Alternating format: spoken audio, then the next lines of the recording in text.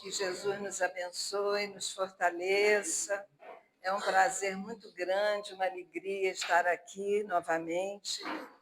Como foi falado na nossa prece, lembrando de tantos queridos que já partiram, que estão do outro lado, mas que com certeza estão conosco aqui e que eles também recebam o nosso abraço, a nossa saudade, mas o nosso carinho. Funcionou? É aqui, né, que anda para frente, tá? Obrigada. E aqui a luz. É só para andar.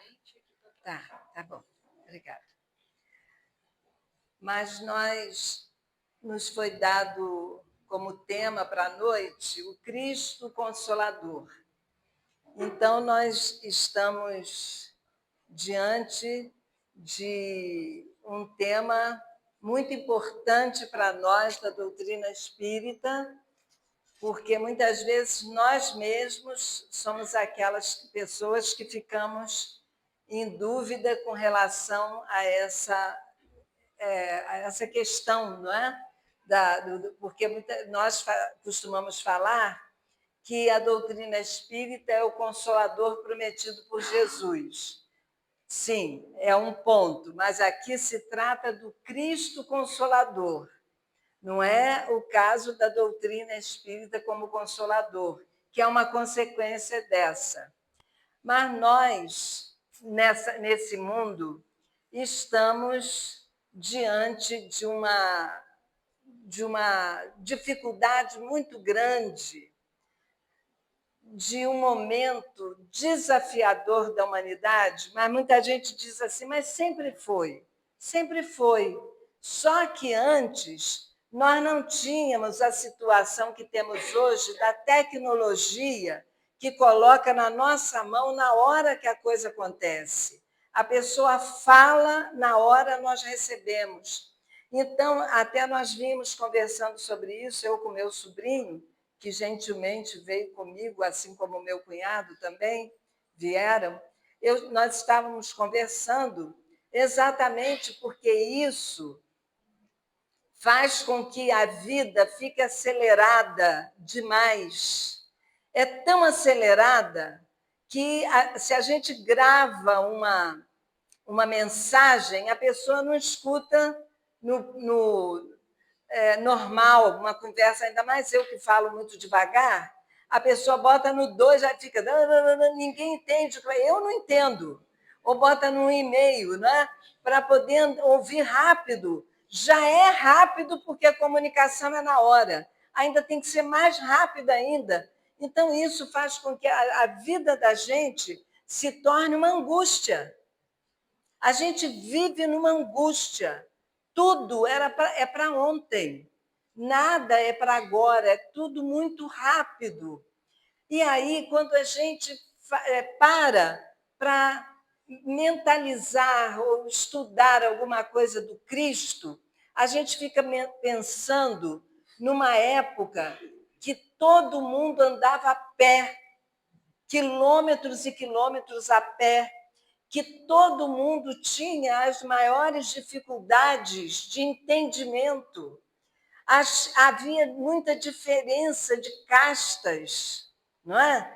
Quem tivesse uma doença tinha que ir lá ao sacerdote pegar uma capa própria para botar aquela capa, porque ele era um doente de tal doença e andava com aquela capa. Era uma forma de ser identificado na rua.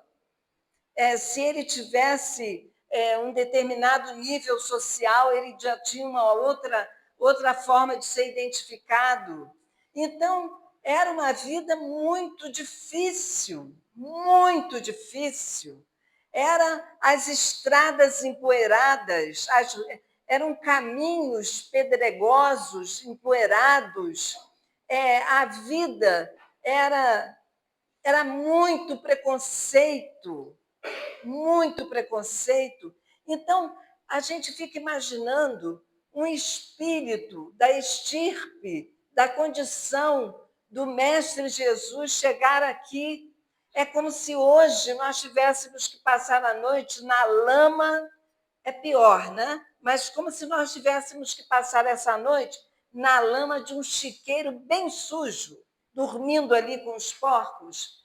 Seria mais ou menos isso, mas pior ainda, porque esse espírito teve um preparo de muitos anos para poder chegar a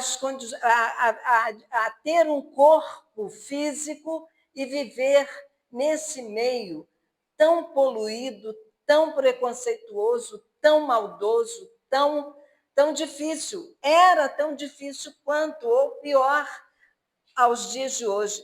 Hoje, a diferença é essa, da tecnologia, das notícias que são rápidas, mas a maldade, tudo havia, o roubo, o crime, o assalto, não é? Paulo, na sua trajetória, foi assaltado várias vezes. Então, a gente vê que era um mundo muito difícil. E esse espírito chegou aqui à Terra de uma forma muito mansa, dando a sua contribuição, dando o seu testemunho, o testemunho que ele veio, né?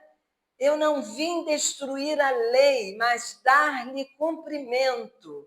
Era o seu slogan, era a primeira coisa que ele queria passar, porque Jesus era judeu. Jesus, como judeu, ele cumpria os rituais do judaísmo, porque ele não veio destruir a lei. A sua mãe havia sido virgem do templo. Lá, aquele ritual que havia no templo, em que a mocinha só saía quando tinha a primeira menstruação, porque não podia ficar no templo porque era impura naquele momento. Então tinha que sair do templo. Foi aí que Maria saiu, mas Maria foi para lá muito criancinha. Então nós ficamos vendo que Jesus, quando havia as festas de Páscoa, tudo que havia do judaísmo, lá estava Jesus cumprindo. Só que ele mostrava, ele cumpria, mas mostrava o outro lado da moeda, o outro lado daquela situação que era pura aparência. Ele procurava transmitir a essência das coisas. E foi aí, então, que esse Jesus, passando pela terra, deu aquele primeiro ensinamento, que era de mostrar que Deus é Pai amoroso e bom. E como Pai amoroso e bom, aí ele passando essa ideia de que Deus é Pai amoroso e bom, ele já estava atrás desse conceito, ele trazia uma série de outras situações, inclusive mostrando que se nós somos filhos de Deus, nós somos irmãos. Mas como mostrar que somos irmãos? Nós todos estamos imersos no fluido cósmico universal, que dá origem a tudo. Todos somos produto do fluido cósmico universal. Por isso, verdadeiramente somos irmãos. Nós precisamos respeitar a natureza, nós precisamos respeitar as plantas, as árvores, os animais, as pedras, vegetais, minerais. Precisamos respeitar tudo isso, porque tudo isso é um prolongamento nosso. Nós já viemos de lá. Então, nesse mostrar que Deus é Pai amoroso e bom, todos esses conceitos estão embutidos nesse princípio. E nós, espíritas, temos esse privilégio de ler essa mensagem dizendo que Jesus falou que Deus é Pai, não é mais aquele vingativo, não é mais aquele olho por olho, dente por dente, mas, além de mostrar isso, o Espiritismo, através dos estudos, porque o Espiritismo é ciência também, mostra esse prolongamento do fluido cósmico universal, da origem de todas as coisas, de tudo que há na vida. Não é simplesmente dizer você é meu irmão, eu sou sua irmã, nós somos irmãos. Por que nós somos irmãos? Porque temos uma origem divina. E essa é o DNA divino que está em todos nós. E a partir do momento que nós temos essa ideia dentro de nós, muita coisa muda. Muita coisa se modifica, porque nós passamos a olhar o nosso irmão com respeito, não é? Passamos a olhar o nosso irmão com a própria palavra respeito, né? Tem o peito no meio, aquele que vem de encontro ao nosso peito, ao nosso coração. Eu preciso ter o respeito pelo nosso irmão. Eu preciso mostrar que eu devo tratar como eu quero ser tratada. Não é que eu, porque fulano é assim, ou fulano é assado, fulano é de tal família, fulano é de tal origem, fulano é de tal nacionalidade, de tal raça, torce para tal time de futebol. Nós precisamos nos irmanar, ter essa ideia dentro de nós. E Jesus veio passar esse conceito e viver esse conceito. Então, eu peguei aqui um pensamento de Albert Schweitzer, esse grande homem, esse grande médico, esse grande pianista que deixou a vida de conforto e foi viver na África num momento muito difícil para se dedicar à ajuda aos nossos irmãos africanos, ele e a esposa dele, e realmente foi um benfeitor da humanidade. E ele disse esse pensamento: a tragédia não é quando o homem morre, é aquilo que morre dentro do homem enquanto ele está vivo. Morre a esperança, morre a graça de viver, morre o entusiasmo. O entusiasmo, então, quando morre, é muito triste, porque a pessoa entusiasmada é aquela que está cheia de Deus, né? Entusiasmo quer dizer cheio de Deus. Quando você perde o entusiasmo, você está retirando Deus de dentro de você, morre morre a humildade, morre a tolerância, morre a paciência, morre tanta coisa que no caminhar da nossa vida, enquanto nós caminhamos, nós vamos nos decepcionando, nós vamos esperando muito de certas pessoas. E quando a pessoa não realiza aquilo que nós gostaríamos que ela realizasse, que ela fizesse, nós nos decepcionamos e ficamos tristes com a pessoa, ficamos tristes com a vida, muitas pessoas até cometem o suicídio por causa das decepções, são as decepções amorosas, decepções profissionais, decepções religiosas.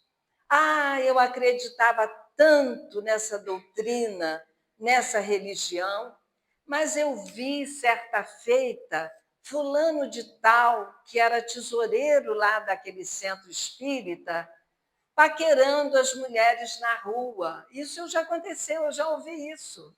Uma pessoa que frequentava o MEP falou assim: eu nunca mais vou ao MEP. Aí eu falei: o que houve? Não quero mais. Eu falei: por quê? Porque eu vi o tesoureiro da UMEP olhando para uma mulher na rua e ele é homem casado. Eu falei, mas você viu isso?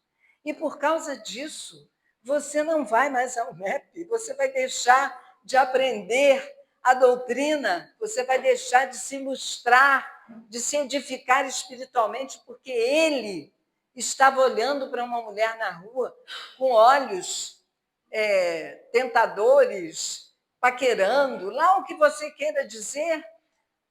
Isso não tem cabimento. Isso aí é uma desculpa para aquilo que a pessoa já queria fazer. Ela apenas arranjou algo para dizer, por causa disso eu não vou mais, porque ela não estava mais suportando ser espírita. Porque, como Raul Teixeira diz, ser espírita não é para quem quer, é para quem aguenta o peso da responsabilidade. Não é? É muita responsabilidade. E ele tem o direito dele de olhar, ele tem o livre-arbítrio. Quem que vai responder por ele? Não é? Quem vai responder pelo ato dele? É você? Sou eu? Será ele mesmo. Então, isso aí é você colocando uma expectativa em uma pessoa e essa expectativa é sua, não, nada tem a ver com essa criatura. Ele pode dizer assim, eu nunca disse a você que eu sou perfeito. Se você esperava de mim uma perfeição, é problema seu, porque eu nunca disse que eu sou perfeito. Não é? Ele poderia dizer isso. Mas ela acha que, como a pessoa está estudando, aí nós caímos lá em algo que eu deixaria para falar no final, mas eu vou aproveitar e vou falar agora. Porque a quantidade de conhecimento que os espíritas têm é algo sobrenatural. Já que é espírita, eu vou usar esse termo. É algo grande demais. Nós recebemos informações a todo momento e muita informação. Dificilmente uma outra religião tem a quantidade de livros que nós temos para ler e para estudar, tem a quantidade de informações que nós recebemos diariamente. Dificilmente. E então, a dificuldade está sendo essa. Nós estamos nos ilustrando muito, com muito conhecimento, mas e aí?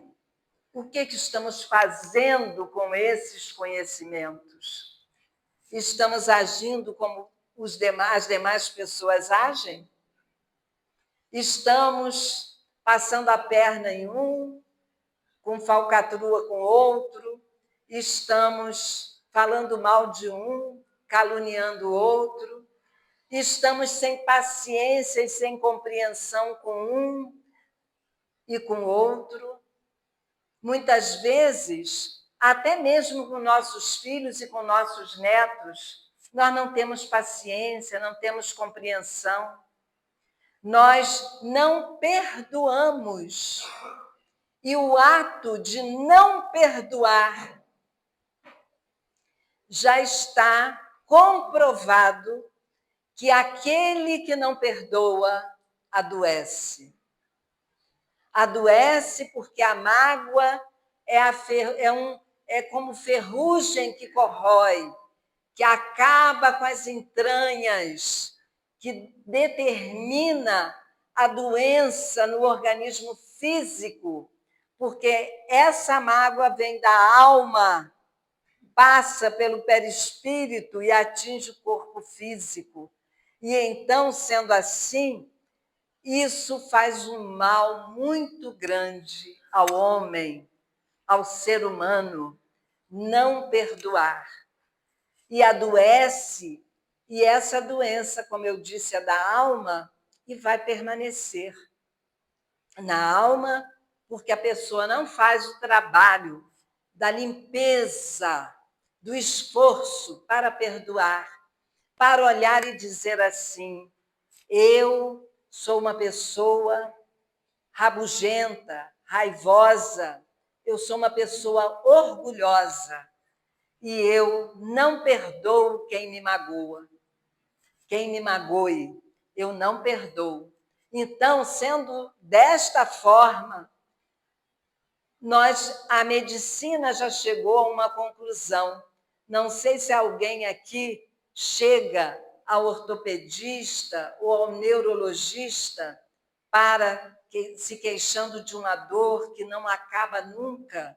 É uma dor, e toma remédio, faz radiografia, faz ressonância, e sempre com dor, com dor.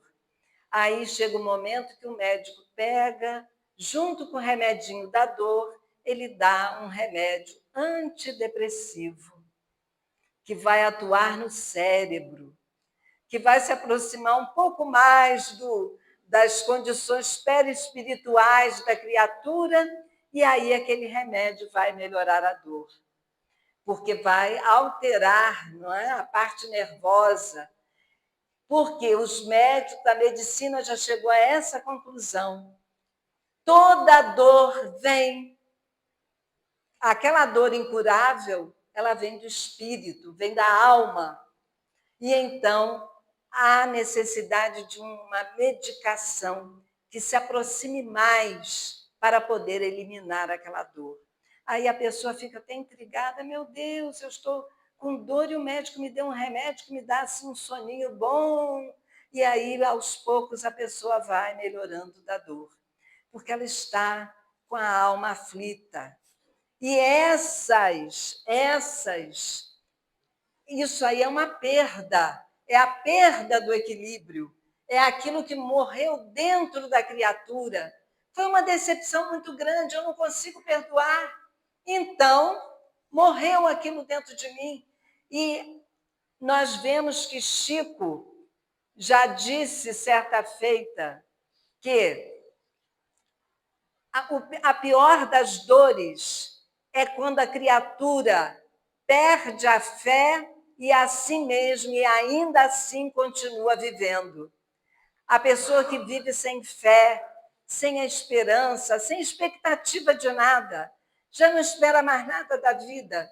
Então, essa pessoa é uma pessoa que está fadada a adoecer gravemente, provavelmente.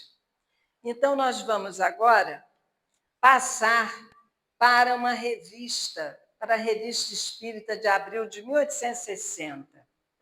Tem uma parábola nessa Revista Espírita, que é de São Vicente de Paula. Ele conta que havia um navio, o navio era muito velho, e esse navio estava fazendo a sua última viagem, cheio de gente que havia comprado muita coisa em determinada cidade, muitas bugigangas, e cada um com as suas malas, seus apetrechos, muita coisa.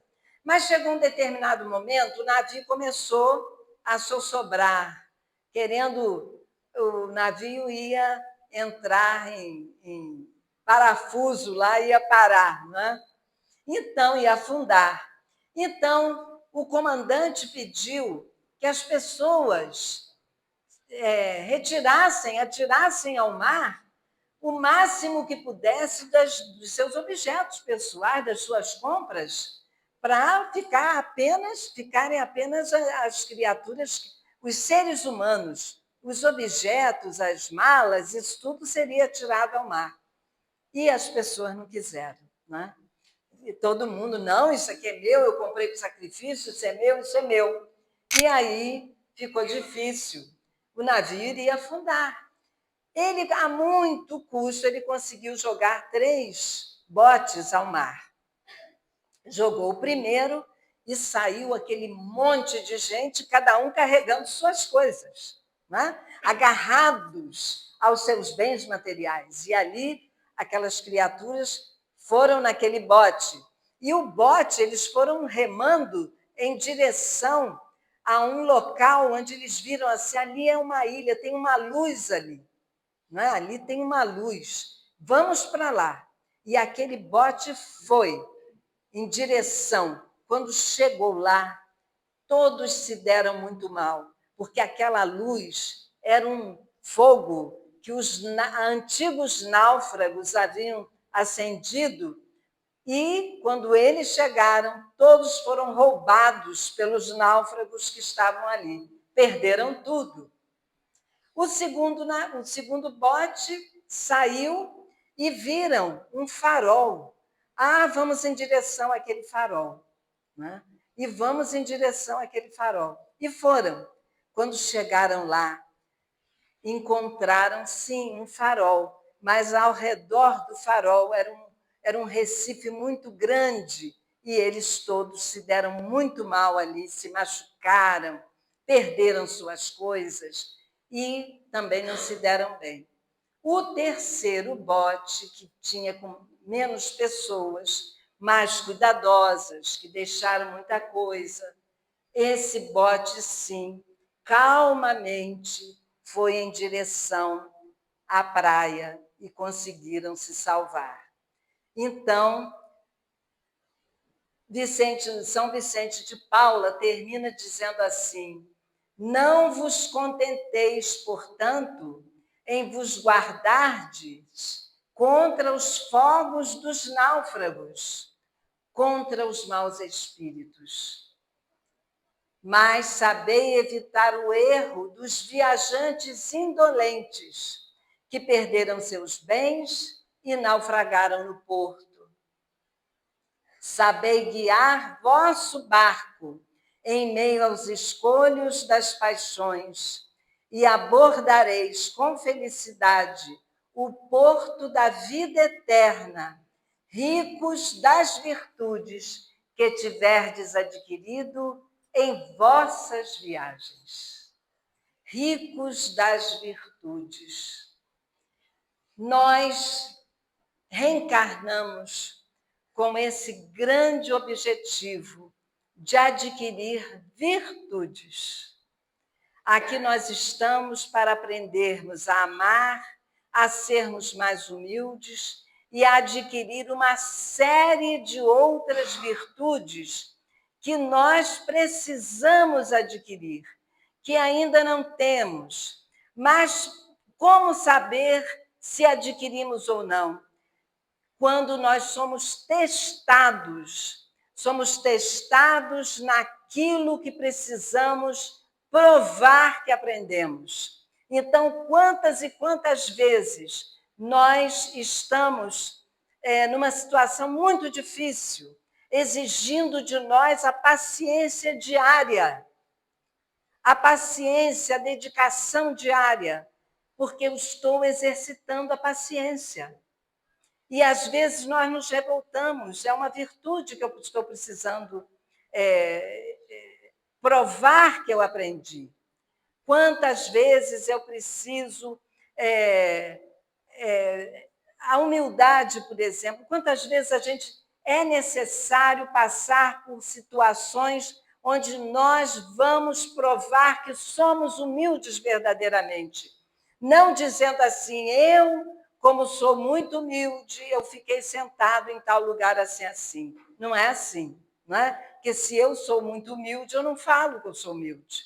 Quem já diz isso já não é humilde, não é? E são várias e várias situações em que nós temos que provar que somos realmente humildes. Aí nós vamos encontrar no Evangelho segundo o Espiritismo, lá no capítulo 6, o Cristo Consolador.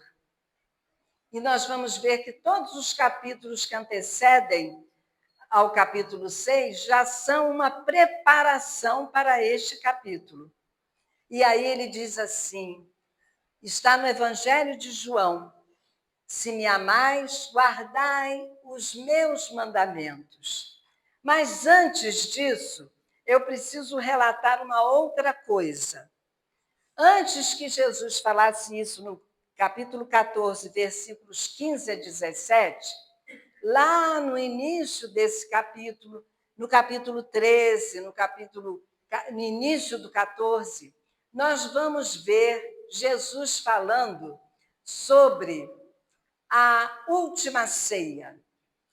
A última ceia, que para os católicos se chama a Santa Ceia, porque essa ceia foi canonizada pela Igreja Católica. a Igreja Católica canonizou a última ceia e ela passou a ser chamada a Santa Ceia para os católicos. Eu prefiro continuar chamando a última ceia, porque é uma terminologia, nada contra, mas é uma terminologia católica e eu estou seguindo a Bíblia, não é? A Bíblia onde eu fiz o estudo. Mas a última ceia, a gente vai ver que foi um momento que antecedeu a esse momento do Cristo Consolador. Porque Jesus foi, como bom judeu que era, ele foi a Jerusalém, como deveria ir todo judeu na época da Páscoa. Não essa Páscoa que nós celebramos, não é essa. Essa Páscoa é Páscoa já do cristianismo, não é? E nessa época não havia cristianismo ainda. Era a Páscoa judaica. Jesus foi para a Páscoa judaica. E chegando lá, Jesus, com os seus discípulos, ele foi para ao redor da cidade e pediu a 2 discípulos que fossem à cidade e que disse a eles: vocês 2 vão chegar à rua, a um determinado caminho tal, vão ver um homem com uma biga, carregando uma biga, vocês vão chegar perto deste homem e vão dizer assim: o mestre pediu que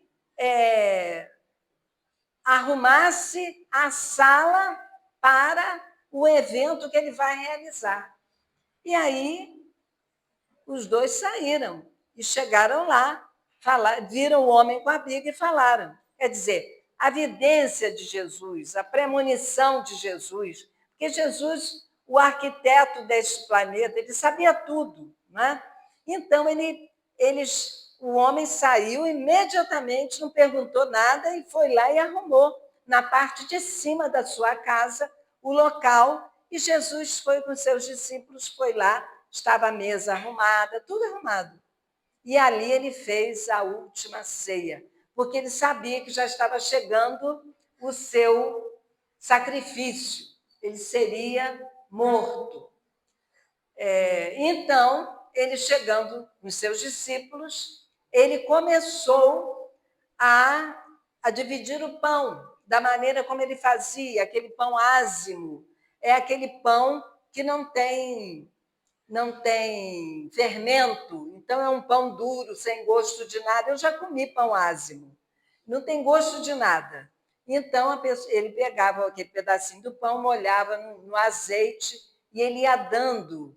Era a forma como Jesus distribuía o pão aos seus discípulos.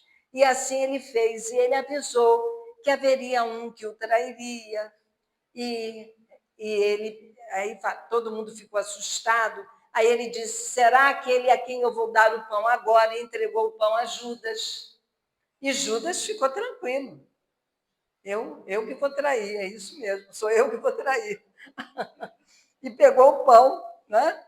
Mas só que, porque ele já estava arquitetando, porque Judas era um negociante, né? Ele já estava arquitetando, não pelo dinheiro. Ele ia vender Jesus pelo dinheiro, mas o que ele queria era que Jesus desse na hora da prisão e tal, Jesus tomasse o poder, porque ele via Jesus como mandatário, ele era contra aquele domínio romano, ele via Jesus como aquele que iria ser o rei dos judeus, verdadeiramente no trono sentado. Era isso que ele queria. Não é que ele quisesse prejudicar Jesus, nem quisesse o dinheiro. Ele achou que fazendo aquilo, Jesus não iria suportar, iria fazer, dar aquele golpe, não é? E aí, como ele saiu, naquele momento ele saiu e foi ter com os soldados romanos que já estavam do lado de fora. E aí Jesus passou, então,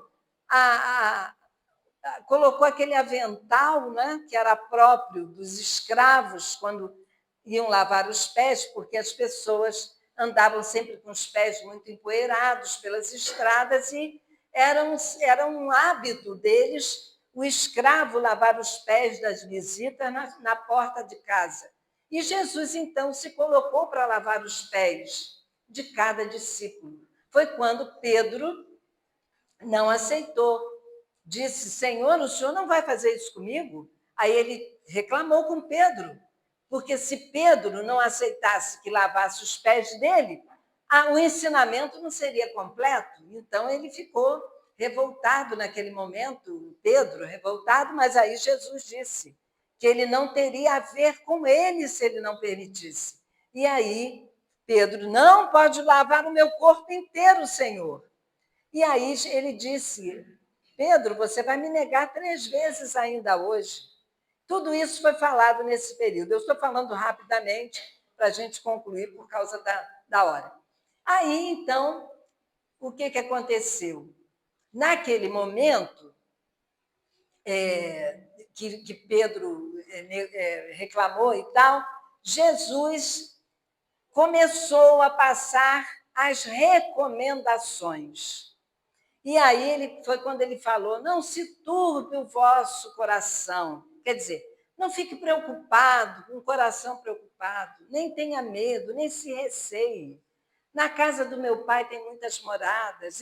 Ele começou, porque os discípulos começaram a ficar tristes, chorando, e ele então pediu que tivessem calma, paciência naquele momento e começou a dar as recomendações. E aí foi quando ele disse: se me amais, uma das coisas que ele falou naquele momento, se me amais, guardai os meus mandamentos. Isso ele está falando para nós hoje, ainda. A gente diz: eu amo Jesus, eu sou cristã, mas a gente, se alguém pisa no nosso calo, até ou dá uma esbarrada na gente, a gente não suporta, a gente se ofende, a gente não compreende a situação do outro nunca, a gente não perdoa erro, não perdoa, não é erro, a gente não perdoa falha. Não perdoa falha. Quantas vezes o arroz queima e o filho reclama porque o arroz queimou, reclama com a mãe, com quem fez o arroz. Que arroz queimado é esse? Não foi lá fazer, mas reclama. Que roupa mal lavada é essa? Que falta de dinheiro é essa? Eu nunca posso nada. Que vida miserável é essa? Que agonia é essa de vida? Nós vivemos assim, não é? Por que eu não posso trocar o carro? Todo mundo troca, só eu que não troco. A gente vive assim, não é? E por bobagens, o pior é isso. Então ele disse: se me amais, guardai os meus mandamentos, e eu rogarei a meu Pai, que é Deus. Olha Jesus mostrando que ele não é Deus. Meu Pai, que é Deus, né? Ele vos enviará outro consolador, a fim de que fique eternamente convosco. O Espírito de verdade, que o mundo não pode receber, porque não o vê, porque é um espírito. O mundo material não o vê, porque não pode receber, porque não o vê. E absolutamente não o conhece. Claro, não conhecia. Até hoje não conhece. Né? Até hoje, raras são as pessoas que conhecem. Mas quanto a vós dos discípulos que estavam ali na última ceia, conhecê-lo-eis, porque ficará convosco e estará em vós.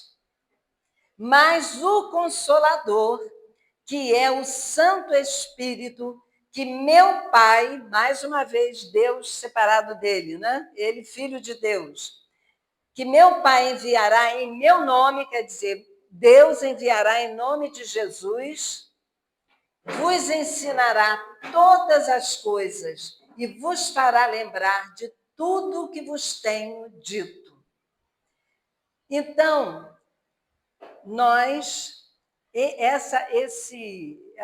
isso aqui eu considero um poema, né? Isso aqui é uma poesia, É um poema maravilhoso, embora esteja traduzido na língua dele, não é?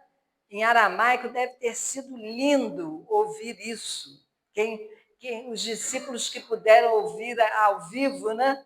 É muito lindo, porque aí tem toda uma vida embutida, toda uma teoria de vida muito importante para todos nós. Aí, nesse livro, O Consolador, de Francisco Cândido Xavier, ele escreveu, psicografou, O Espírito é Emmanuel, tem uma pergunta, que é a pergunta 353. O Espiritismo veio ao mundo para substituir as outras crenças? Porque eu estou falando, não é? Jesus está falando sobre o Consolador, nós estudamos muito que o Consolador prometido por Jesus é o Espiritismo, mas nós sabemos da importância de todas as religiões. Todas as religiões são muito importantes. É importante que cada um tenha a sua. Tem um presidente de centro espírita lá em Petrópolis que criou os filhos dele na aula de evangelho a vida toda. Ele foi de aula de evangelho, foi da mocidade. Eu evangelizei porque eu sou muito velha, né? Eu evangelizei esse presidente de centro. Olha só. E o filho dele já é engenheiro adulto, já está velho também. O filho dele mais velho é candomblessista, foi criado dentro da UMEP, na aula de evangelho, na mocidade, e ele é candomblessista. E o outro filho dele é umbandista. E ele é presidente de um centro espírita em Petrópolis. Mas todo mundo convive muito bem. Eu encontro com os meninos, porque via lá dentro da UMEP, conheço muito, desde a hora que saiu do hospital eu conhecia, pararam lá em casa para me mostrar o filho quando nasceu. E aí, o que aconteceu? Agora eles escolheram. Eles estão muito felizes onde estão. Aí a mãe, que também foi da mocidade, tempo que eu coordenava a mocidade, a mãe deles, falou para mim, isso para mim é uma maravilha, porque a gente convive muito bem, porque a minha mãe era muito católica, era ministra da Eucaristia. Quando eu disse a ela que eu era espírita, ela aceitou tão bem. Eu vivi tão bem sendo espírita e ela sendo católica, muito católica, a gente tinha uma harmonia tão grande. Por que eu vou fazer desarmonia com meus filhos? Vamos respeitar. Por que eu vou querer que todo mundo vire espírita? O mundo vai ficar muito monótono. Não é? Todo mundo, embora não se comportando muito bem, porque a gente não é santo, não é? Que se diga, mas pelo menos a linguagem, a gente fala mais ou menos a mesma língua, mas tem que ter essas variações, isso é importante. Então, o Espiritismo veio ao mundo para substituir as outras crenças? Vamos acelerar. Aí Emmanuel diz, o Consolador, como Jesus, terá de afirmar igualmente, eu não vim destruir a lei. O Espiritismo, eu não vim destruir a lei, eu não vim destruir o que tem aí. Eu estou aqui para compreender, para entender, para não ficar contra ninguém, porque a pessoa é de outra religião. De jeito nenhum. Vamos aplaudir que a pessoa seja um ótimo protestante, que seja um ótimo católico, que seja um ótimo umbandista. Nós precisamos unir, abraçar, aconchegar a todos. Isso aí é muito sério e isso faz parte da nossa doutrina, porque Kardec nunca quis proselitismo. Kardec nunca quis que a gente ficasse convencendo ninguém para ser espírita, não é? Ele sempre trabalhou com isso. O espiritismo não pode guardar a pretensão de exterminar as outras crenças, parcelas da verdade. Todas têm parcelas da verdade que a doutrina de Jesus representa. mas sim trabalhar por transformá-las, elevando-lhes as concepções antigas para o clarão da verdade imortalista. Nós precisamos, sim, trabalhar para que elas possam chegar ao ponto de entender essa verdade imortalista.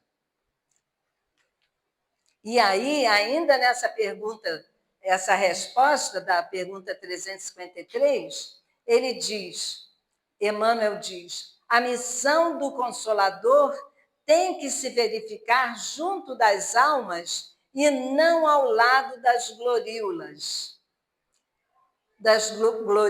efêmeras dos triunfos materiais.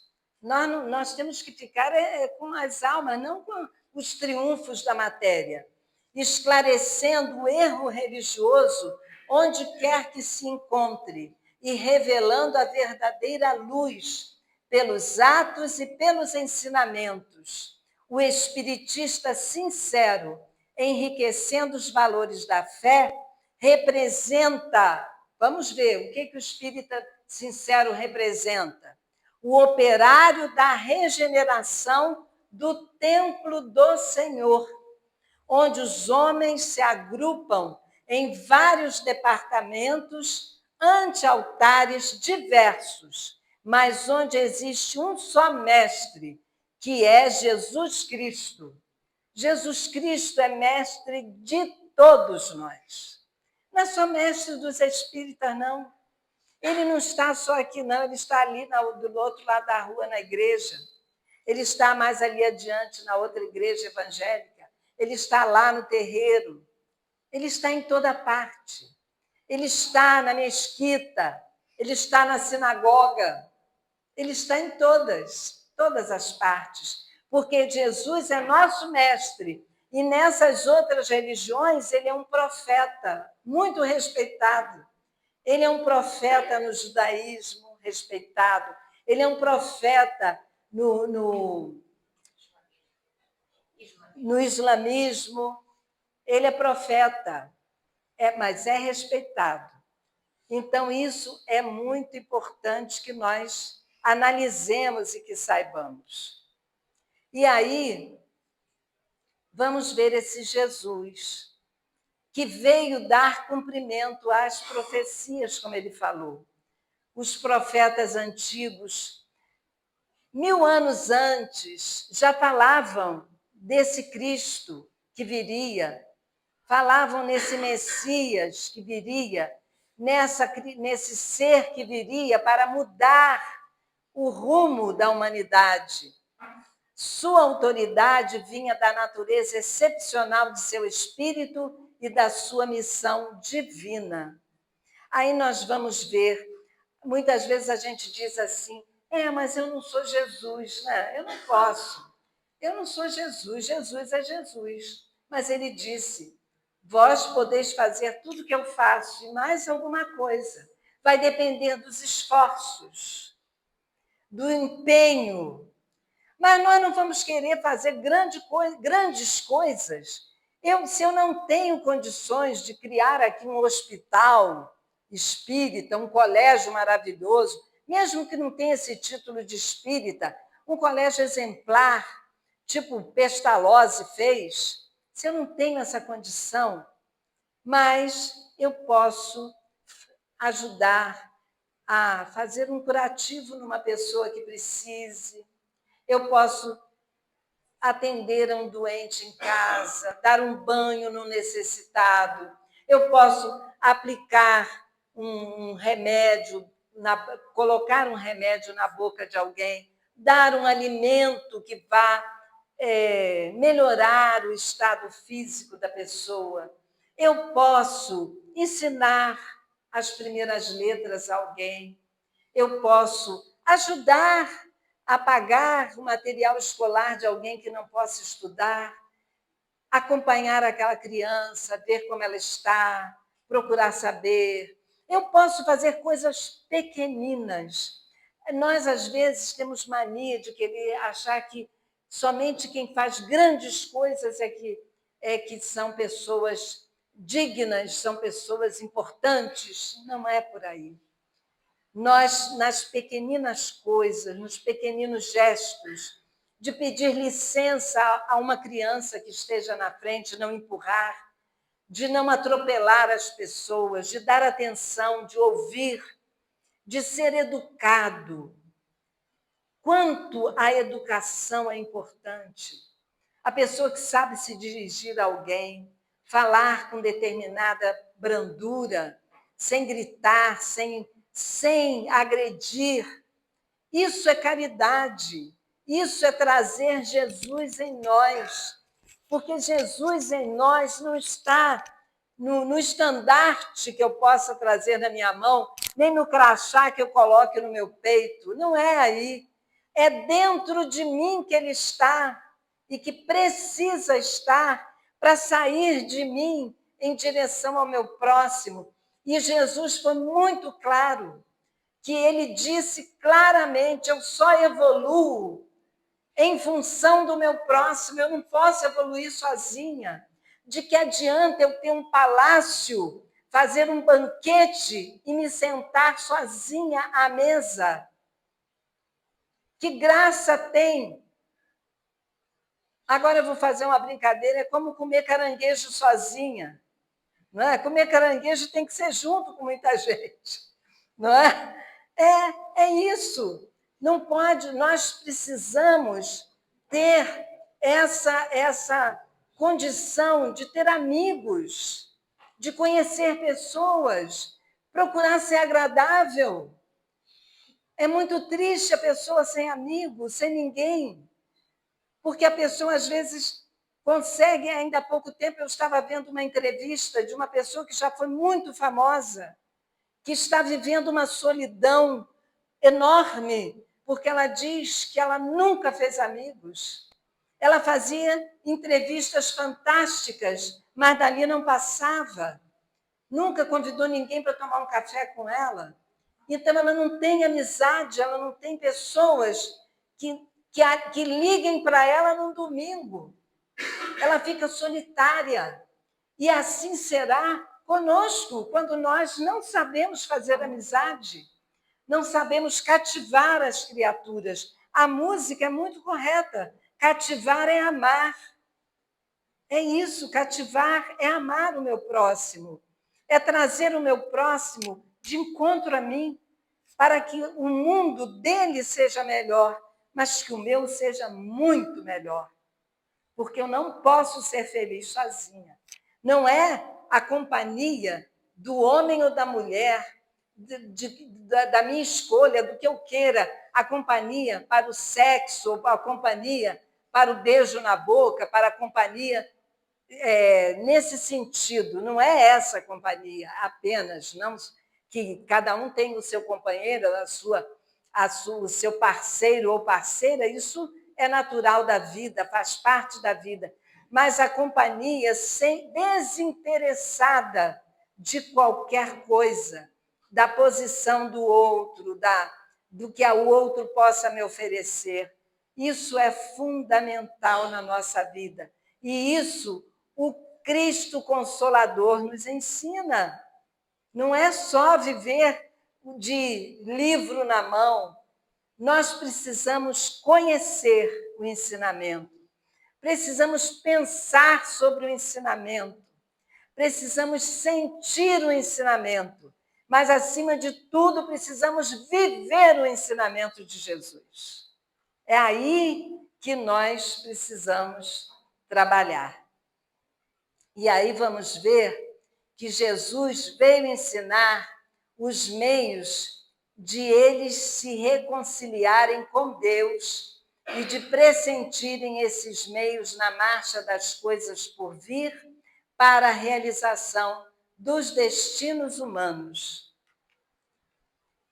E finalizando, Jesus veio ensinar que a verdadeira vida não é a que transcorre na terra, sim no reino dos céus. Veio ensinar o caminho para esse reino dos céus que nós tanto falamos.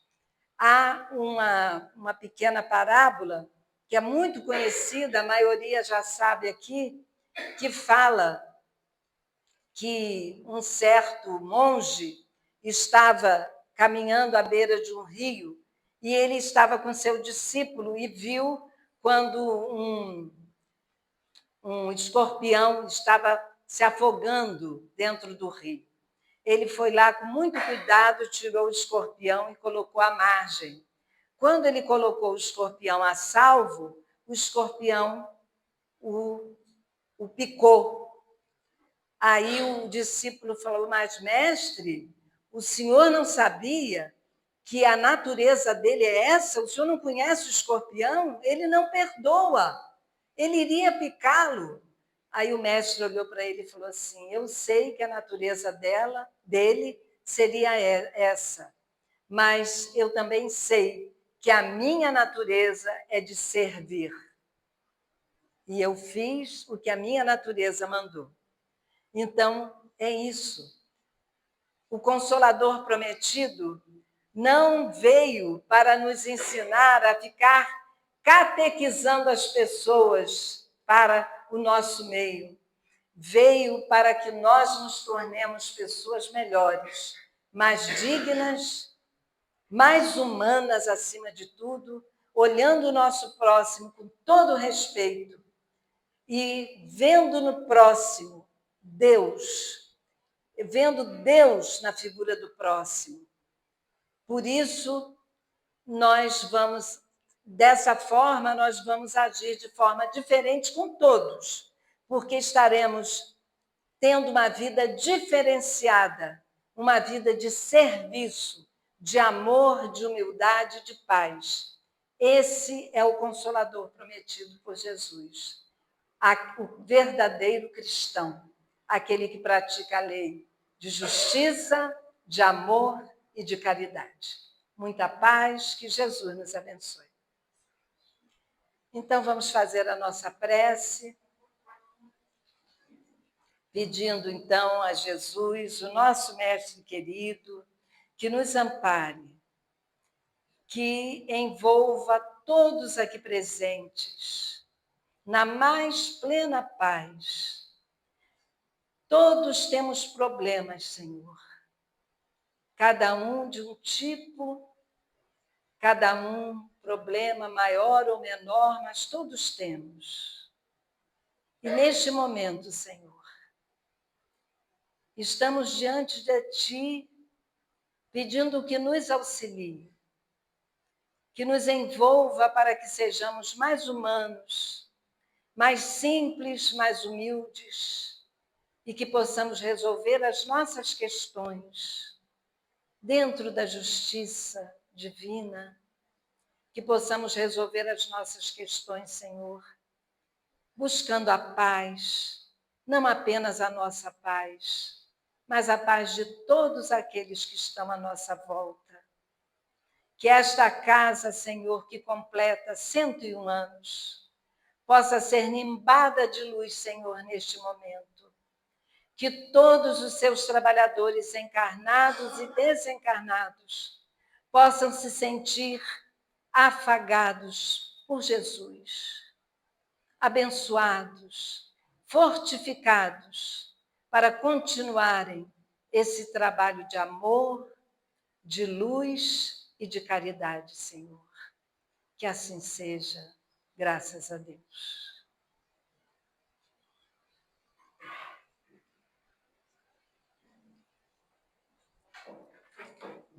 Está aqui. Pode desligar? Desliguei.